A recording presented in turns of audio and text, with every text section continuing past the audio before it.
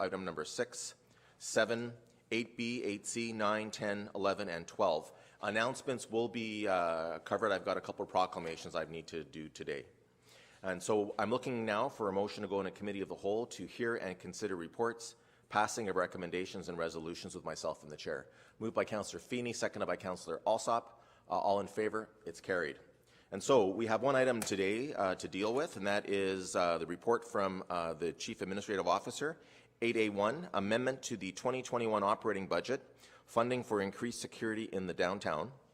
It is the CAO's report number CAO 2021-13, and the resolution is that pursuant to the Chief Administrative Officer's report number CAO 2021-13, Council authorizes an amendment to the 2021 operating budget to allocate $55,500 from the Reserve for Future Expenditures account for downtown security.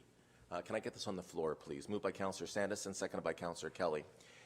Okay, so my colleagues, first of all, I want to say thank you for interrupting your schedules to be here for this special meeting. And we know that this has been an issue that we've been dealing with all this term and before.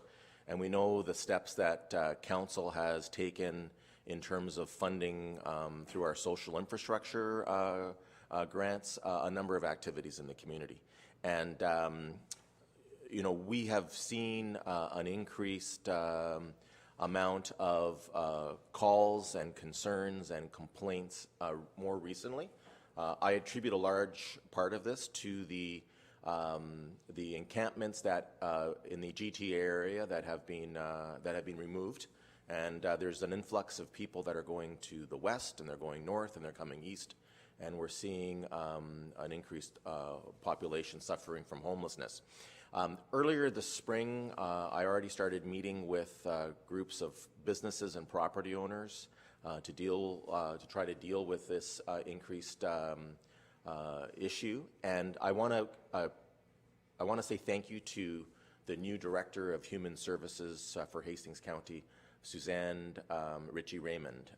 After those meetings with stakeholders, Hastings County brought on some security staff, and they have been on site. We have seen an escalation. There's been some issues of violence with those security officers. And a few weeks ago, I had a conversation with the chief. And while elected officials don't direct police enforcement in our system for many, many good reasons, I asked the chief for some suggestions or potentially some solutions to help us while Hastings County is going through a review of their programs and what they will be doing this winter. And so today's report from the CEO includes those recommendations. The chief is here today to be able to answer questions. The CEO is here to be able to answer questions. Director Hines is here to answer questions on the funding side. But I would remind everybody we have to be careful in terms of asking questions of the chief that we are not directing operations. And so I'll allow questions, but we want to be careful that we understand exactly what our role is in this. And it's not unlike the budgetary process, but it's one that we have to be careful with. So with that, Mr. Beauvais, I'm going to ask you if you have anything you want to say about your report, and then I'll ask the chief to come forward to see if there are any questions, and then if there are no other questions for Director Hines, then we can have discussion on the issue and then say what we think about it and how we're going to vote. But I'll ask at the very beginning that questions just be on the report and to the chief about the position. Mr. Beauvais. Thank you, Your Worship. Good evening, Council. I think the report is pretty self-explanatory. The only thing I would point out is subsequent to the report, a brief discussion I had with the chief directed or came to the conclusion that they might be better served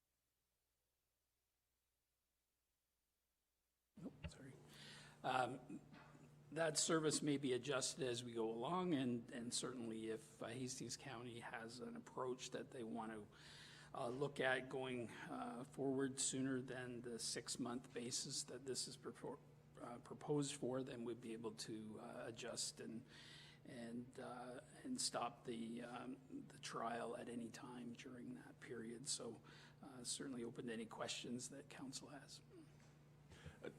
CO Bove, so while you had your conversation, the chief talked about perhaps some different dates than are in the agenda, approving this resolution will leave you and the chief flexibility in terms of making modifications to the exact hours, for example, or the days of the week, or those types of things, correct?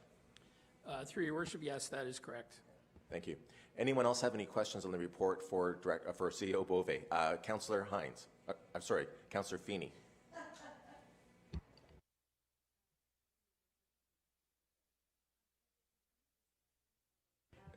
You need your mic on, Councillor. Just the red light should come on.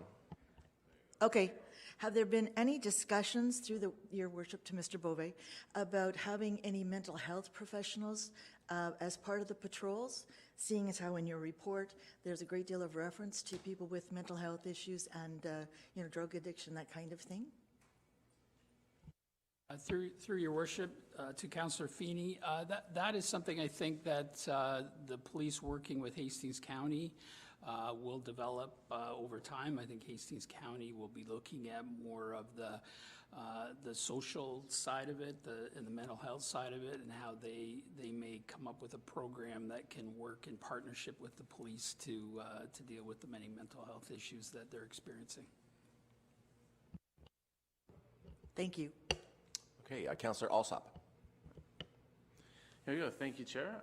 Just a couple quick questions. The first being that I've noted here that in the report it says that the security service that we currently have has had a positive effect, but seems to be pushing people more towards the Front Street area and the riverfront trails.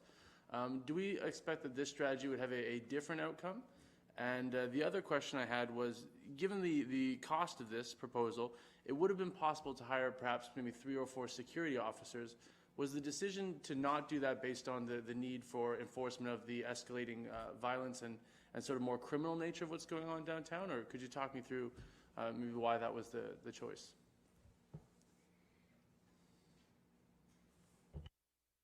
There we go. Through the chair to Councillor Alsop.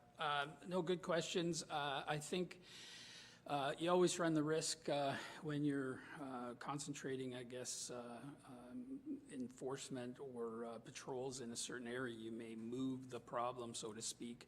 I don't know so much that it's the security moving the problem. It's just that it's bigger than just the area that security service is providing through Hastings County around some of the areas where services are provided.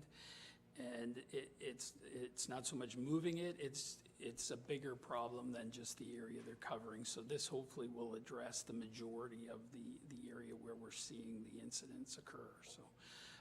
And to your second question, I think you pretty much nailed it in your question. There are certain things security can do, but at some point it's above and beyond their ability and their legal ability to enforce and protect the public and property, and that's where the police come in. Thank you. Councillor Millette. Thank you, Your Worship. Through you to CAO Bove, and perhaps the police chief might answer this second part of my question.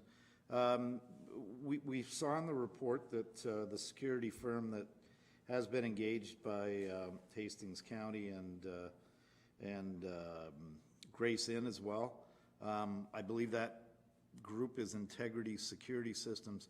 Have we consulted with them to see if they have any enhanced security ideas that might be brought to the table before we came to the decision to utilize police in a paid duty function? And my second question is, If we are going with police, will we be seeing any members of the impact team working downtown in this function as well?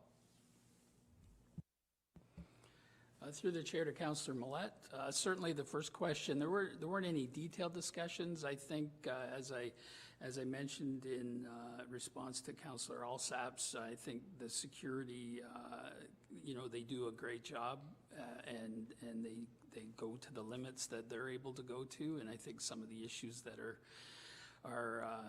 causing problems downtown require a sort of a higher level response, which is where the police come in. And as far as the impact team, I'll leave that to the chief to respond. I can't answer that. Okay, I think we've, Councillor, for CEO Bove, Councillor Sanderson. Thank you, Your Worship. Excuse me. So, in discussion with Ms. Catherine Brown, who chairs the BDIA this morning, what we've observed is about a threefold increase in terms of what was predicted to be an issue, given the homelessness support structures that we have around the city. And so, just to pick up on the point of this problem being moved, it's actually been moved from other areas to the downtown core. And given that it's tripled, I'm all for supporting this initiative to deal with certainly the criminal element for sure. But what's the expected outcome? Are we going to see that the number of individuals creating this issue is going to drop by half, or going to disappear completely, or going to stay the same, but we're just going to be able to manage it better so we can protect residents and the businesses in the core? Through the chair to Councillor Sanderson, I think you raise an excellent point, and obviously this isn't going to solve the problem. It's a complex issue that is affecting municipalities all across North America, not just certainly our corner of the world. So because it's such a complex issue, I think it's not going to be solved by security or the police being involved. It will take a multidisciplinary approach to deal with it, and certainly all municipalities are trying different approaches, and hopefully in the work that Hastings County is doing to develop a comprehensive plan, that the outcome of that will be that we will see some improvement in it. But I think, as a first step, we have to protect the individuals who are vulnerable, and we have to protect the citizens and the businesses in the community. So it's a first step in what will be a long process. Thank you. Councillor Thompson. Thank you very much, Worship. Being part of the merchants downtown, my concern is that time slot that's been identified, being downtown on a regular basis, there's an issue all day. And where we move them from, like, Bridge Street now has put into effect that they're moving them away from after 3 o'clock when they close to away from there where they were sleeping a lot and leaving garbage, and they still are. But where we move them, and my concern is when I go to work in the morning, if I happen to go and I go shortly, there's still that vandalism and rudeness by the homeless downtown, and there's a lot of the yelling and screaming because of the mental health issue. My concern is the 3 to 9 o'clock or 4 to 9 o'clock is a great thing, but I feel that I want to be sure that when we authorize spending, are we getting the best dollar for our buck? Can we possibly go to a security firm and get all-day service and right up till 9 o'clock or 10 o'clock at night? Because the problem is not going away. And just for instance, the DBIA has put all the big chairs outside. The one person I work for put some chairs out, and they're being utilized by the homeless or the mentally ill sitting there all day in these chairs, and people are getting concerned. And the merchants, because they've gone through the COVID, been shut down for 7 or 8 months over the last 2 years. The last thing they need is merchants or residents, customers, leery of coming into the store. Great, 7 to 9 is great for the people with patios. It's going to control some of that for them, which is a big concern. But during the day is still a problem. I would like, and if I read you correctly, Mr. Bove, we can stop this at any time. Will we be looking at the possibility of security firms maybe doing, not maybe quite as much as the police can do, but over the next couple of 3 weeks or month, trying to get some quotes from security firms to see what they can do on a longer period of time. That's a concern with me. I want to see it, and I think the merchants want to see it, an all-day effect, and right into the 9 or 10 o'clock at night, because the merchants and the people, the building owners, have done so much work downtown, bought buildings, renovated them, and if we're not going to get tenants in them, then we're really not doing justice to the developers out there. So my concern is, if we authorize this, can we change this at any time? And are we going to look at other ways of pursuing this on a longer term basis at a lesser cost? Otherwise, I'm going to look at a different avenue before I authorize this. Through the chair to Councillor Thompson, certainly I share your concerns. I think it's important to note that this proposal before you doesn't replace regular police patrols. So there are always police responding to calls downtown 24 hours a day, and this is meant to augment that. And based on discussions with the chief, the peak time for calls is the suggested, the 4 to 9 period, and it's a peak time for calls throughout the city. So officers that may otherwise be called downtown may be busy elsewhere in the city, and this will augment that and have a dedicated resource for the downtown. So that obviously is an increased level of service for the downtown. To your point on looking at security, certainly we're not shutting the door to anything. This proposal is meant to be flexible, and based on the outcome of discussions with Hastings County and what they develop, going with security may be the ultimate answer that is decided. But obviously that at some point will come back to council, and council will have the chance to make that decision. Hastings County, when do they, if I may, Your Worship, when do they expect to come back with some report on the future of their program?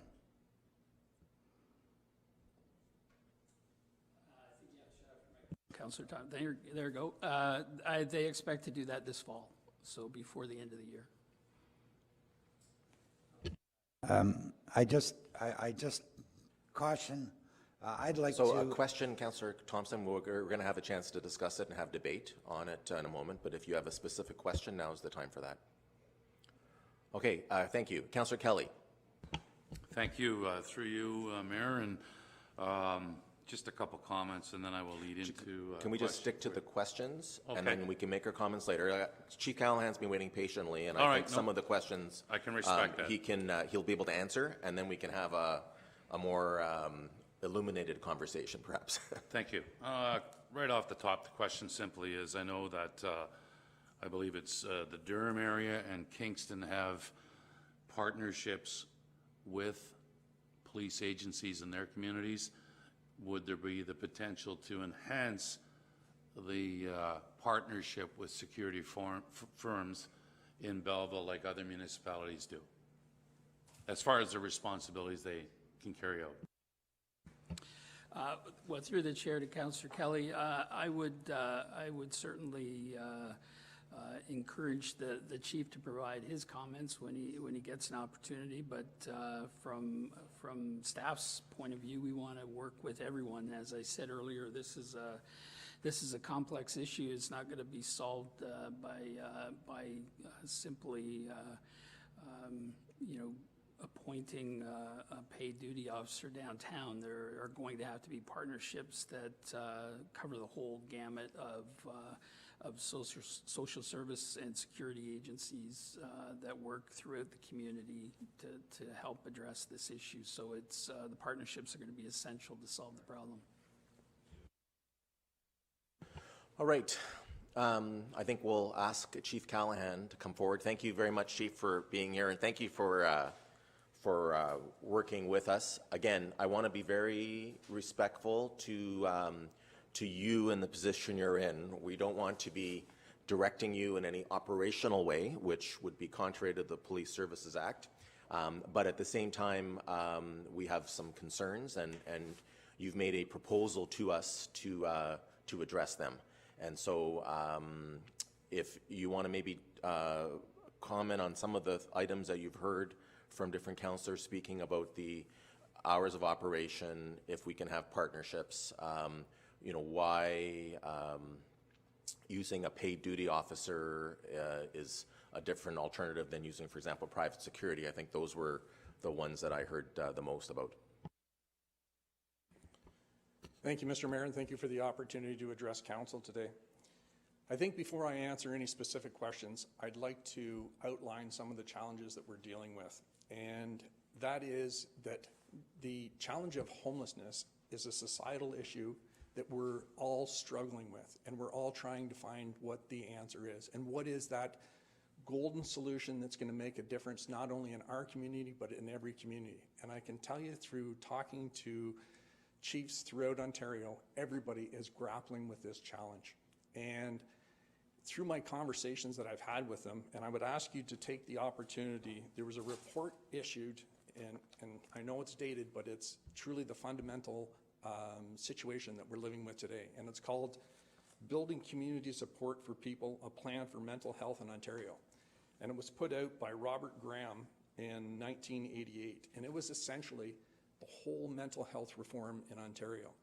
And I remember working for a chief in Ottawa by the name of Vern White, who said in 2004 that the destruction and the realignment of the mental health facilities in Ontario and the mental health support is going to lead us to a situation where we are not going to be able to get help for some of the homeless people in our community. And that's what we're living today, folks. That is honestly what we are living. And this is not a law enforcement challenge. This is a societal challenge. This isn't about security. This is about ensuring that when we have an individual who is struggling and someone is homeless, and I can tell you, in 36 years of policing, I have never, ever met a single homeless person that wants to be in that situation. A lot of the times, these individuals are trying to seek help. They can't get the help that they require, or the fact that it's a very prolonged period for someone to get the mental health care that they need. And as a result of that, they're self-medicating through alcohol and drugs. And when the individual does that, they lose the hope that there is going to be a better day tomorrow. That's what we're living with today. I often use this, and you'll hear me use it a lot, that having the police involved in this societal situation is the proverbial first call and the last call. And that's not what we want. We want to ensure that we're helping these people get the services that they need to be better and more productive. But they can't get those services. And we have a federal election going on right now, and it's almost as if this is our dirty secret of Canada that we're not addressing. And I would implore all of you that in our capacity as political elected officials to raise this with our MPs and our MPPs to ensure that they understand that this is from the grassroots. This is a challenge in our community. This is a challenge in every single community. And when we talk even right across the country and we talk to different chiefs through the Canadian Association of Chiefs of Police, this is our Achilles heel. This is the challenge that we're trying to deal with. And do we want to use the law to help these people? No, we don't. We don't want to get people involved in the judicial system because it's not working. we need greater mental health support mechanisms out there to help these homeless individuals. So I hope that that answers some of the questions. On the other side of the coin, we have a pretty significant issue right now with some of the criminal activity that is taking place by our homeless in our community. They include, we had another case last night where we had a window smashed by someone. A huge rock thrown through likely a $5,000 window in our community. We have drug use in front of children. We have sexual acts in front of children. We have people defecating in the front of people's stores.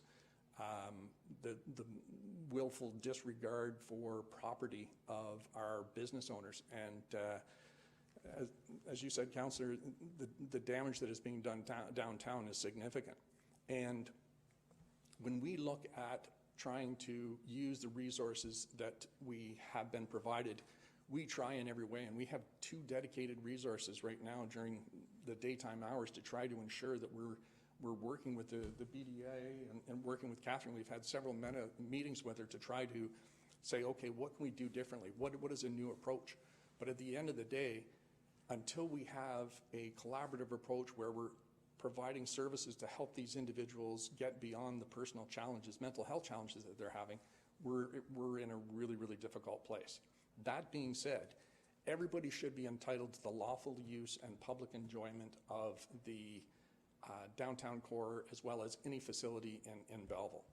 And we have to ensure that we're supporting not only our homeless people, but we're also supporting our business owners and the citizens of our community that want to use these facilities downtown.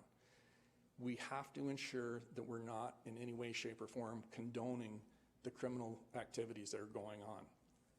Our hope is that we will be able to fill that void right now in ensuring that we're curtailing those criminal activities so that the business owners downtown can get their people coming, or the people of our community and the visitors coming back and utilizing the wonderful services that they're providing.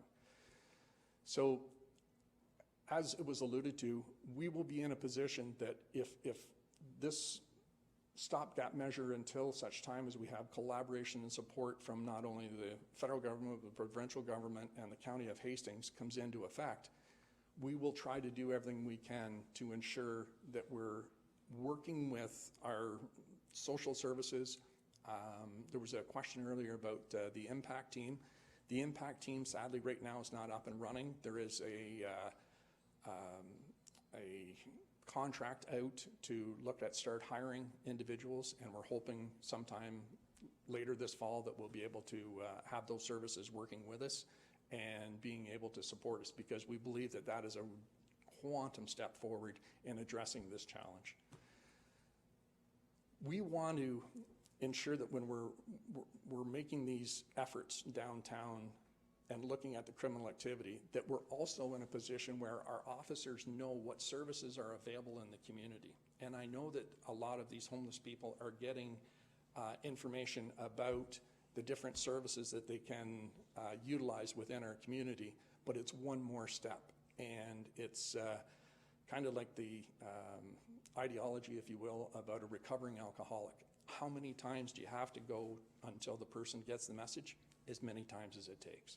And that's our goal. Our goal is not to get these individuals into the judicial system, but in the same token, hold them accountable for those criminal activities, and conversely, get them the support that they need to ensure that they're starting to become productive members of the community. And I can tell you just through personal experience, a lot of these folks have never, ever once wanted to be in the situation that they are, but they're in that situation, and I wish that I had the golden answer, but right now I don't. But I can tell you there's a lot of people throughout this country that are working on it. Thank you. Okay, so Chief, some of the questions were about the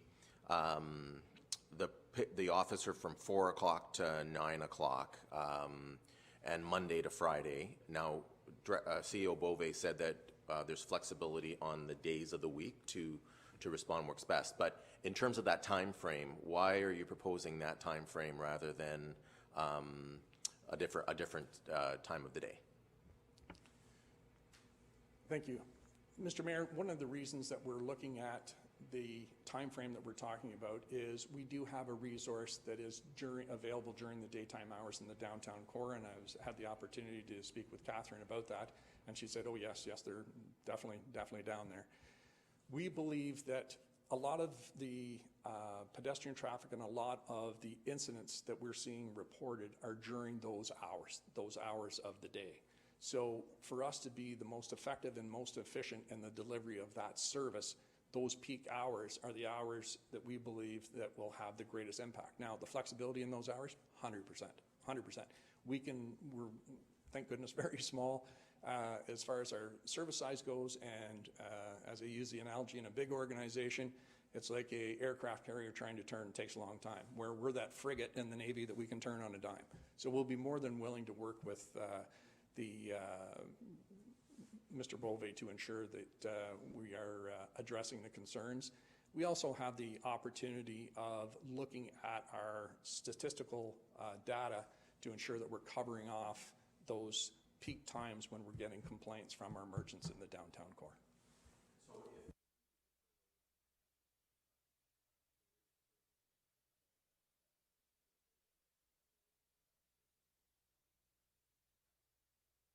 I'm sorry.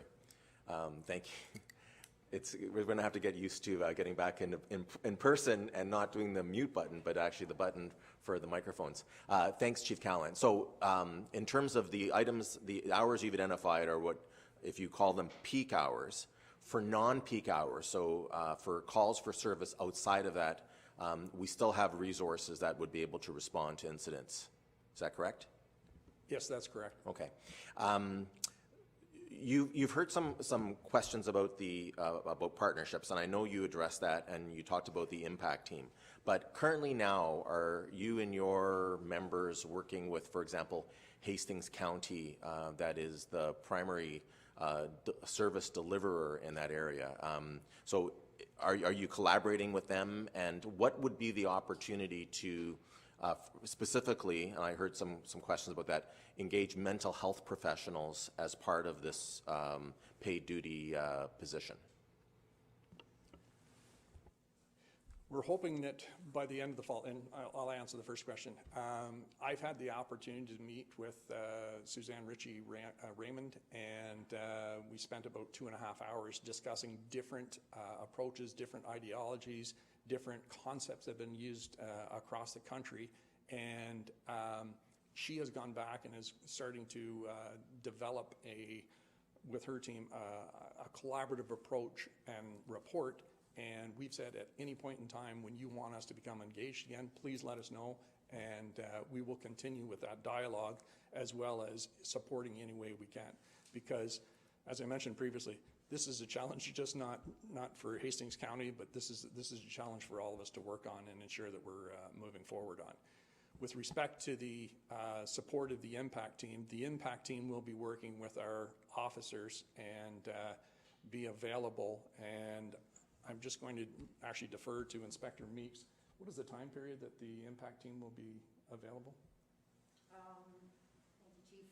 Well, they're going to be available 10 hours a day. 10 hours. 7 days a week when it's up and running. Thank you. Okay, terrific. I'll open up for questions from council, starting with Councillor Millette. Thank you, Your Worship. Through you to Chief Callahan. Chief, just one question, and I'm sure that had you had it in your regular patrol model, we would have an officer maybe assigned and we wouldn't. How are we ending up in the position of paid duty for this service, or for this interim patrol? Councillor Millett, what we're trying to do is we're trying to provide a stopgap measure to ensure that until Hastings County comes out with a collaborative report on how we can attack this challenge. The paid duty is really an opportunity for us to utilize off-duty resources to augment and address the criminal activity where the security officers cannot arrest for, or they don't have the powers of arrest of a police officer. We also hear that there's wanton disregard for the security officers now. And that's not the message that we want to have. And as well, some of the homeless are now challenging the security guards, knowing that they have certain parameters and limitations within their powers. Thank you, Chief. But my question was more specifically as to why we're using these. This is now a paid duty as opposed to reassigning officers from regular patrol, I guess is my question. And I'm sure there's a good answer for it, but it's nowhere in anything that we've been presented yet. We don't have enough data yet to show whether our calls or our increase in calls for service is a direct result of COVID or whether it is just an increase as a result of our population of the city of Belleville increasing. I can tell you, and when you'll see in our release to the media, that our calls for service are going up exponentially. It used to be that we would see an average of, say, anywhere from 60 to, say, 75 calls a day. Now we're seeing those calls for service growing significantly, and even in what we refer to as our non-peak days that we've traditionally seen a lot of calls for service, it's not uncommon now for us to see an average of 75 to 91 and sometimes up to 100 calls a day. And as a result of that, we just don't have the resources. And when we're looking at calls, we do a primary, secondary, and tertiary calls for service based on the severity of the call. We are compelled to, by the Police Services Act, to ensure that we have available emergency priority 1 call response. So our mandate is to ensure that we have that capacity and that reserve. So we have to ensure that we're doing that. I would love nothing better, Councillor, than have resources to dedicate downtown full-time. I wish I could, but I have to be respectful of the other emergency calls for service. Okay, thanks you, Chief, and I appreciate that because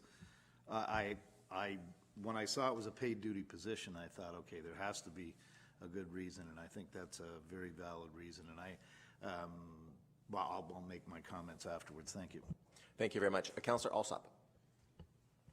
Yes, thank you, Mayor, and thank you, Chief Callahan. My question, I've called a number of organizations that are attempting to deal with the issue locally, and I've heard different positions as to whether a lot of these people are local people or people that have come from other communities. In terms of the criminal nature and the things that you and your officers are dealing with on a daily basis, do you have a sense of where these problems are coming from? Is it largely locally based? Is it largely people who have moved to the area? You know, what does that mix look like?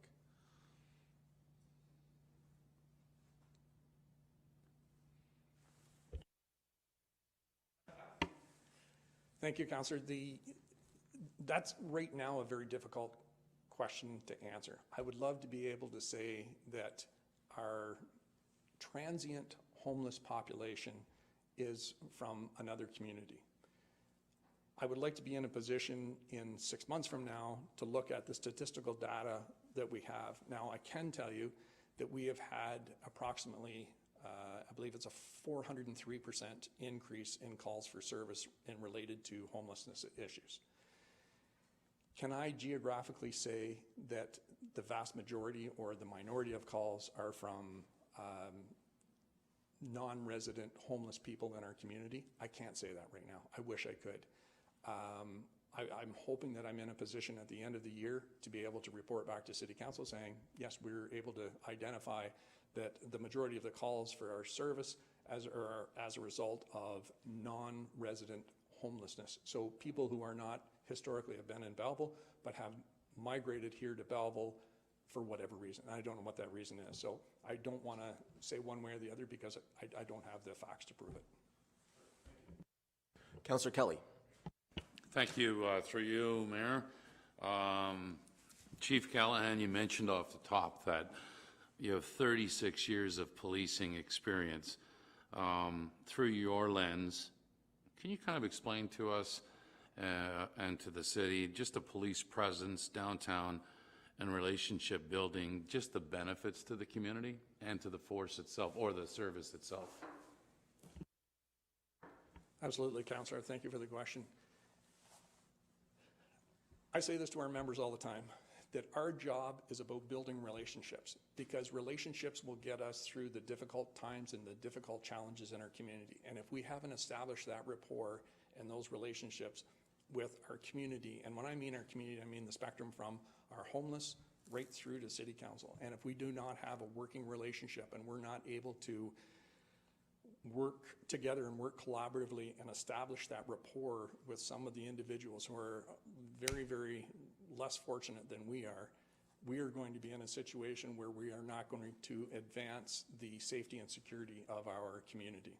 And I believe that those relationships that you're talking about, Councillor, are so vitally important, not only with the BDA, but every community group and social service. That dialogue and that mutual respect and collaboration has to be there, or we will never, ever overcome this challenge. Councillor Thompson. Thank you, Your Worship. Chief Callahan, the time frame that we are proposing is 4 to 9. Under the program that you're using, would it be possible for some weeks to switch that to 4 or 5 hours during the day, so there's some flexibility? I know you're basing it on the number of calls that evening, but is there some flexibility to use it during the day also? Councillor, we're more than willing to work with the city and whatever is deemed the most appropriate. And I think as we start to exercise this opportunity, I think it's imperative that we look at what is being advantageous and the most effective and efficient delivery of service while addressing those criminal activities and ensuring that we're working and creating a dialogue with these homeless individuals to ensure that we're just not trying to be punitive, but we're trying to be supportive with their personal challenges as well. Yeah, because being downtown early in the morning, and I don't know how Kate feels about this, but I see some issues early in the morning. So so that would be a concern for me if we can flex this the schedule. And talking about the number of people from Belleville and outside of Belleville, I know Steve, their Bridge Street, that group is doing a survey of people, how many's from Belleville and how many's from out of town, and that certainly will be helpful to have it. Now, you talked about the security firm not able to arrest anybody. Is that the main difference? And I don't want to get into police work by any means. Is that one of the main issues that we would need to be concerned with, whether we go with police or security firms? If you can sort of answer that in general for me without putting yourself in jeopardy. Absolutely, Councillor. Some of the challenges when you're utilizing a security firm is they don't have the training, they don't have the education and or the ongoing education that a police officer has to deal with and de-escalate a situation. And I think that if you find the training that a security company has, it's very, very limited to that 1-week course that they have to take to get their private investigator's license. So having a trained police officer with the knowledge, the tools, the skills, the assets, and the abilities to not only perform the criminal function of holding people accountable for those criminal activities, they also have the de-escalation abilities to de-escalate things and provide the individuals with, hey, look, you know what, let's have a chat about some of the challenges that you're going through. Here's some of the services, and again, it's that reinforcement of that concept. But I want to reiterate that this is not solely a policing challenge. This is a societal issue, and mental health support is so lacking. It's incredible. Finally, on the issue of police officers dealing with these people with issues, I'm very adamant that our police get the training and the support if they're going to be dealing with these people on a regular basis, because the police officers certainly will go through quite a challenge, and if they're not getting the help through the police service, I think that's extremely important. So I would encourage to make sure that they get the support, because they're dealing with these issues every day, and that's too important. So,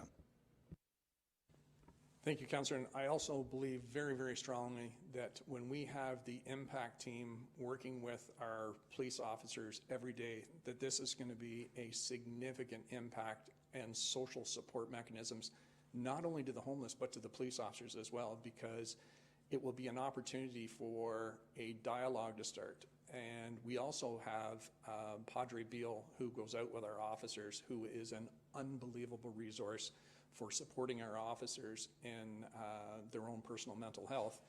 And he is phenomenal at working with individuals and providing them guidance.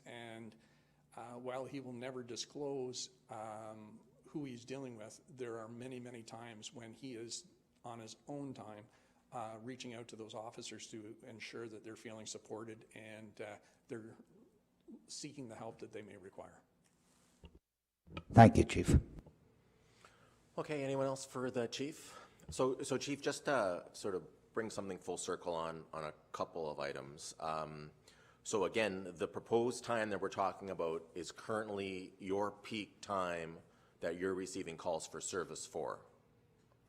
And so, you know, again, as was said earlier in the morning, for example, there is police presence throughout the city. It's just not going to be dedicated to this area. And you'll review those hours based on the number of calls that this paid duty position finds themselves in. You're not going to be doing it based on, you know, for example, me saying, I really think that, 1 o'clock in the morning is the time you should be there. You'll make that decision with the CEO based on what the evidence is showing to be the highest need. Yes, that's correct, Mr. Mayor. We will be extremely flexible in this, but I also need to clarify a point with City Council right now that there will be opportunity or various times when we're unable to fill those paid duties due to the fact of operational requirements or internal service training. And during those times, we will not have the capacity to be there every single day. However, we will ensure that we place a priority. Recommendation of how we're going to fund this? No? Okay. Then what I will do, if we have no other questions, I'll open it up for discussion. We'll all have our ability to have our say, and then we'll have a vote on it. So I will start by recognizing Councillor Kelly. Thank you. Through you, Mr. Mayor. First of all, thanks to the Chief for the presentation today. As he touched on, and I think we all realize this is not just a Belleville issue, and many families across this country are affected by this, and it is an illness. It's an illness. And I don't need to get a report from downtown or the city to find out what's going on in my own backyard. I see it. I've seen it grow in the last couple of years. And I want to thank Hastings County, Salvation Army, Bridge Street United Church, and the Grace Inn, Youth Hab, and Gleaners Food Bank. They make a difference in someone's life and a family's life every day. And we can't lose aspect of that and understand what they're doing. It's a helping hand. And I'm going to support the police because I believe they have more skill set, their training, and they've dealt with this in the past.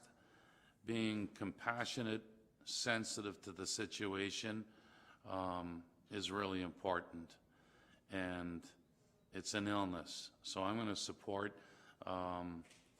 this change in the direction downtown, and hopefully in 6 months we'll have some stats and see where this goes, and I'll leave it at that. Thank you, Councillor Kelly. Councillor McCaw. Thank you, through you. So a couple of things I would say. I really truly believe the heart of the matter is that we have other communities busing in homeless to our region because of our supports. And for those who don't believe me, I can tell you that before Grace Inn existed, we did the same thing. We bused people out of our community to other communities that had homeless shelters. We did it. So I do believe that's happening. You know, we built Grace Inn. If we build it, they'll come, and they've come, and they continue to come. They come from across Ontario.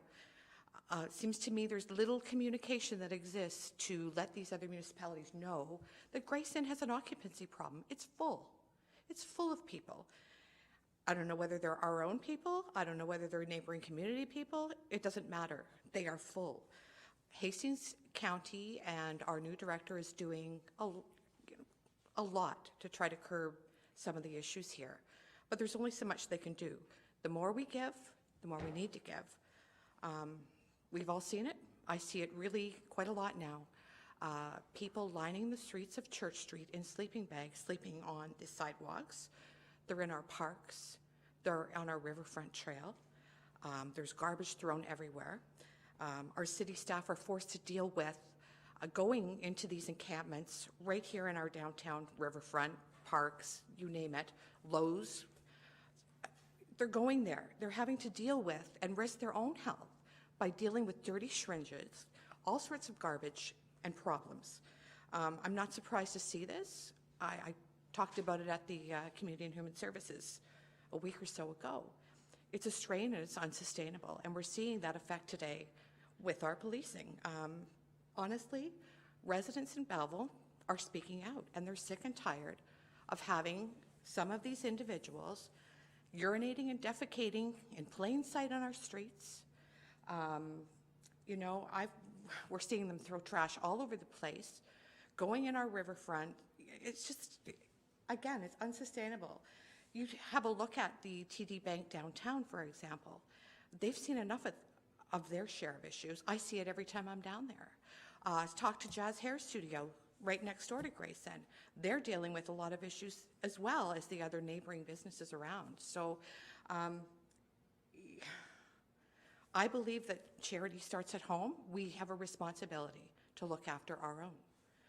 But for other communities to bust their issue into this city, and then we are forced to tax our resources, our city resources, our police resources in this way, it's just not right. We cannot continue to go to the taxpayers to solve these problems. So I'm definitely going to support this. I believe in this. We have to do something. But honestly, I believe the bigger issue is there needs to be communication to other municipalities that we cannot, our community cannot sustain them busing their folks that have these issues into this area. And I'm sure many people are going to say, you're being awfully harsh, because they say it all the time.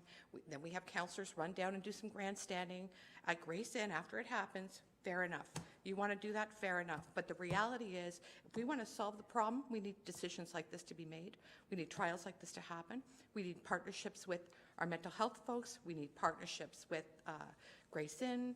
We need partnerships with Hastings County. That's where we are. It's unsustainable. And I think this is the first good step forward, but we really need to open our mouths and advocate for a solution to this problem. So with that, as I said, I'm going to support this for now, and we'll go forward from there. Thank you, Councillor. If you can turn off your microphone, please. Councillor Millette. Thank you, Your Worship. I was initially concerned on a number of fronts and of supporting this, not the least of which, and the Chief answered, why we're doing this through paid duty. Could we not build this into our patrol model? I think the Chief spoke quite clearly in detailed fashion of why we're where we are now. The explosion in regular police service calls has put us at the point now where we do have to access some of our money to address this issue. Having been downtown frequently over the summer, I've seen the situation escalate. And yes, I drive by Bridge Street United Church, and I see the people that Councillor McCaw referred to, but I also had the opportunity with several of my other fellow councillors to tour Bridge Street United Church to see firsthand how the people there are working, and it's phenomenal. I mean, we have public health working hand in glove with the church volunteers themselves. We also have Hastings County officials in there. The problem is, and as the chief pointed out, it's a societal issue. I think we saw initially back in February when we held and council held a special meeting for our forum on mental health, that it's clear that all agencies across the board right now are grappling with this issue. And it's like drinking from a fire hose when we're trying to come up with ideas to help address it. Is there one particular reason why it's happening to the extent it's happening right now? I think it's too simplistic to think that it's other communities' problem. In fairness to Councillor McCaw, I understand where you're coming from, and I do know that my daughter was an intake worker for the county's overnight mental health. Yes, she did put people in cabs and send them to Ottawa, for instance. That does happen. Is it the reason why we have our problem that we have right now? It may be an aggravating, but I think from speaking with the people at Bridge Street United Church, 70 to 80% or more are people from this area and from this city. So it's a multi-pronged problem, but we right now have an immediate concern with downtown, and I've seen it firsthand on a number of occasions. I've spoken to merchants. I've also spoken to the people that are trying to address it. And again, it's just too many small fires breaking out all over.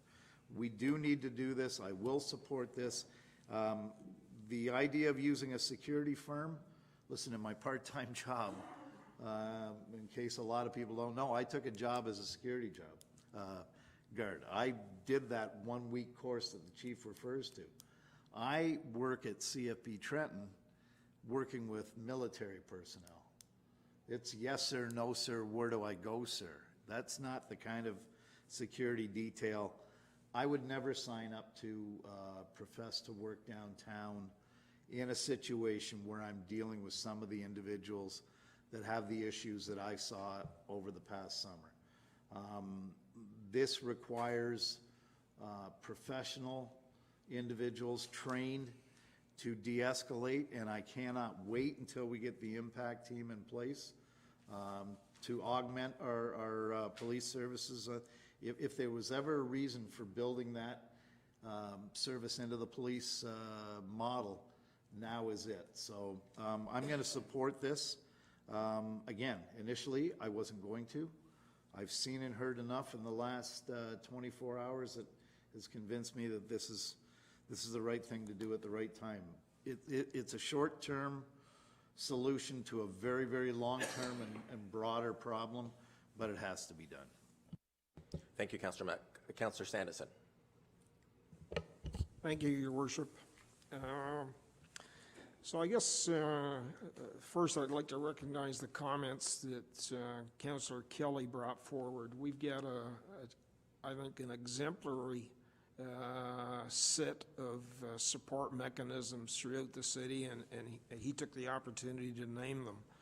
And also, recognize Councillor McCaw's her role on the Police Services Board, gives us a sort of a better lens, if you will, in terms of the problem that's occurring throughout the city. So certainly as I look at it, and based on what I've heard, it's a stopgap measure to a very difficult and very complex problem. And so for me, it's a common sense approach, if you will, in terms of utilizing the police service, and certainly thank Chief Callahan and his team for being willing to do that.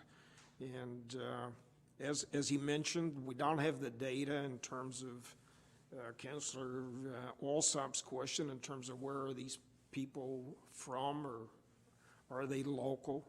And hopefully as they gather the data over the next 6 months, we'll be able to make some further intelligent decisions in terms of how we best handle the situation that's here. So I certainly will support it. Thank you. Thank you, Councillor Sanderson. Councillor Feeney.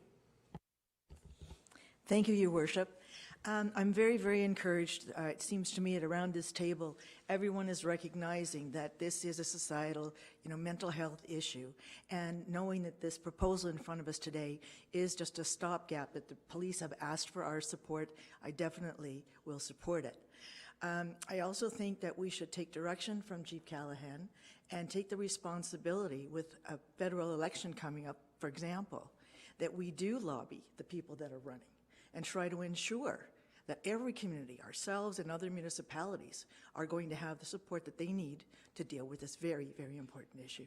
So yes, I support it. Thank you very much. Thank you, Councillor Feeney. Councillor Alsop. Yes, thank you, Mayor. This is a very complicated issue, and as it relates to what we're discussing today, I have heard a number of people describe this as sort of a Band-Aid solution, and that we're treating symptoms more than we're treating the cause of problems. But I would remind people that Band-Aids serve an important purpose. They stop the bleeding when you need the bleeding to stop.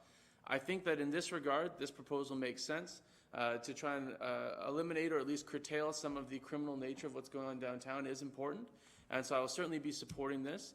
When we look at the larger view of homelessness, I do have concerns in respect to Councillor McCaw's comments, and I do understand that people do get moved around, and as Councillor Millette said, some of these agencies do send people where the services are available. But I did some reading over the past week or so. I was reached out to by Catherine Brown from the BIA about what might we be able to do about homelessness. And one of the definitive Canadian studies on homelessness came out from the Homelessness Hub in 2013. And they found that between 1 and 3 people out of 1,000 experience homelessness in a given community, which means in a community of 54,000, we'd be looking at between 54 and 162 residents. Grayson has 21 beds. So my concern is, if we're worried that if we build it, they will come, we may not ever go far enough in addressing the issue that we do have here. As I was speaking to some of the organizations that are helping in the community, whether it's Grayson, the Enrichment Center for Mental Health, and a number of others, it seems that there's a particular need for family accommodations, that is the sector of the homelessness population that is not being dealt with, as well as increased emergency beds, such as what Grayson is offering, as well as potentially 24-hour or open during the day drop-in centers surrounding the downtown core that people would have a place to go when they're not getting the services that they need from the service providers. The challenge is, what do we do about it? Obviously, funding has to flow from Hastings County, and so there are a few things, and I understand that there are not going to be any motions or notice of motions today, but I would like to have discussions, after we move forward with this issue, about what we can do as a city to help address some of these structural issues that we have in terms of not having the supports that are necessary for this population. And whether that be identifying areas of either buildings or land that is city-owned that is vacant, that we could then put up and have rezoned for transitional housing and emergency housing, and then having community organizations backfill that, and then funding flow from Hastings County to work on partnerships like that. But I fear that if we're concerned too much, and as we found out, we don't have the numbers concretely on where people are coming from and how many people are from this community. So I think we need to be a little bit careful about that. But I do worry that if we take that approach, that we're not going to go far enough for the people that do live here and are experiencing homelessness. And how the problem got here is important, because if we can identify that, we might be able to curtail some of that a little bit. But the reality is the problem is here, and we should deal with it as it's here and make a community that is welcoming and accepting, but also is going to be able to provide people with the accommodations and the services that they need. So I think this is great. I will support this for today, but I would like those conversations to continue so that we might do something more impactful that gets to the root causes and some of the structural failings around this issue in the future. Thank you very much, Councillor Alsop. Councillor Thompson. Thank you, Your Worship. I'm going to support it now. When I came in here originally, I was certainly going to push for possibly security company to come. I think this is a good opportunity, but as Councillor Alsop just mentioned, if we don't get enough emergency shelters, transitional housing, this situation is not going to go away.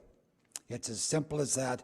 These people need places to live, and I guess the old saying goes, we can only provide so much, but these people have no place to live.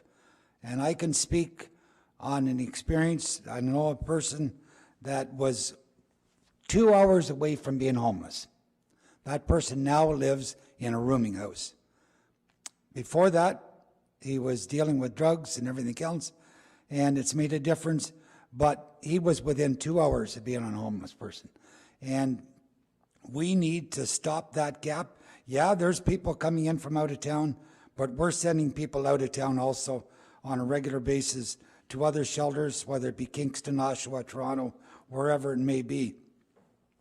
And I want to give credit to the security firm, and I think this time frame may be even better because now Bridge Street has hired a security firm to dispense of the people once Bridge Street shuts down at 3 o'clock.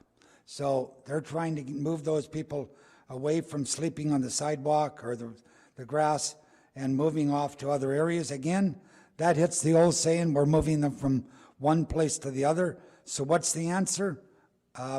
I wish I knew. I've been in social services, having this term, but I spent 12, 13 years on it. It's a problem that existed 13, 15 years ago, and it's a situation that exists today. It hasn't changed, it's just escalated. And we need to work our butts off to make sure that we can do what we need to do. But I also want to give a little credit to the John Howard Society because they had a program over there during the day. Bridge Street has a program. Everybody's doing their best. Mental Health Association, the Enrichment Center can't take enough clients. And so where do they get the help? I don't know, but I will support it. I do say that unless we get transitional housing, permanent housing, we're going to have this situation. And again, that goes back to where the mayor organized the housing summit. And we've shown now that we were advocating for housing, apartments, but now I think we need to start looking at saying, okay, where can we support these transitional housing where they're in maybe for 3 months or a year because there just isn't enough of those. So I'm going to support it. I thank the police force for the effort they're going to put in for it. I certainly encourage the DBIA to keep contact with the police and the city with times that are maybe escalating and change the times because I think we need to be flexible on the time. Thank you. All right. Well, thank you, everybody.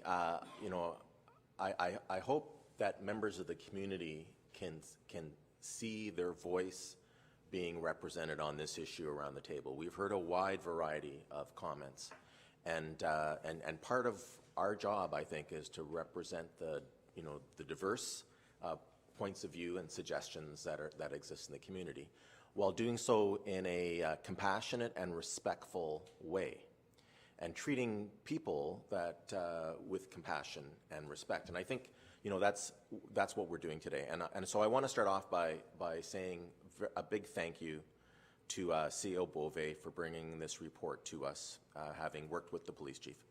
I also want to say a big thank you to Director Hines for finding the means for us to do what I call a stopgap measure. I've heard it referred to very well as a Band-Aid, and the comments about the importance of sometimes of Band-Aids is very true. But this is a stopgap measure that is not designed to be permanent. This is not a permanent solution. What we're considering today is a way to try to address this and buy Hastings County some time as they do the review of programs.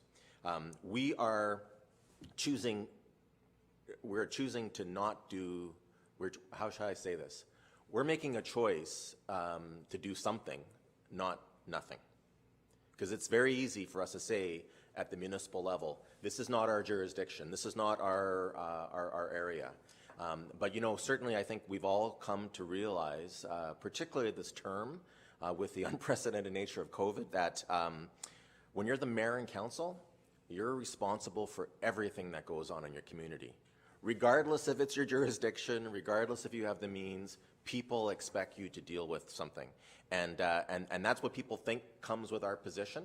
It's unfortunately not true in many areas, but we are trying. And today, dealing with an area that's not our jurisdiction, we are choosing to step forward and try to do something.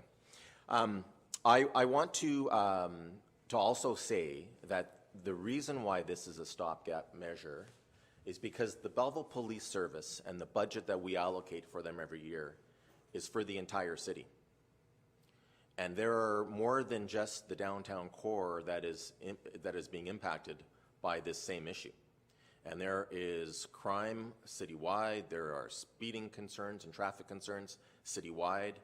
There are issues, and you know, the reason why this is coming forth is because of our work with Hastings County.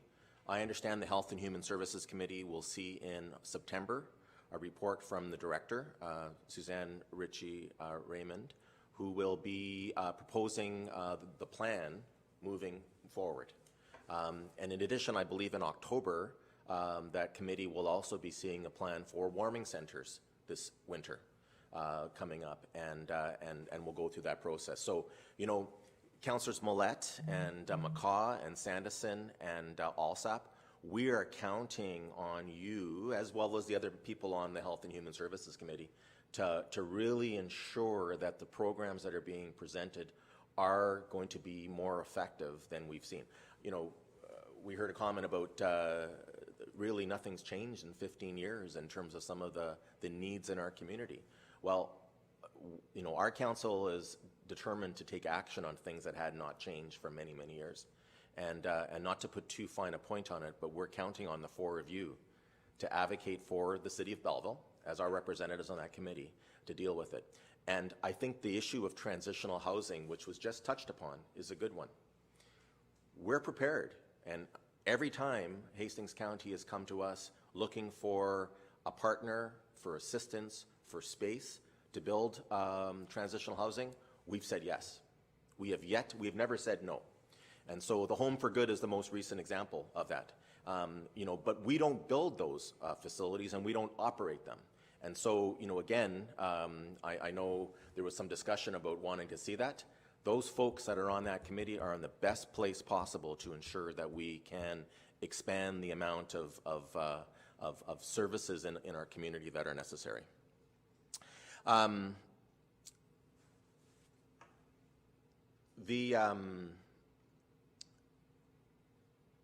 This is a difficult decision that affects all municipalities. It is certainly getting more serious. It is something that we've been dealing with.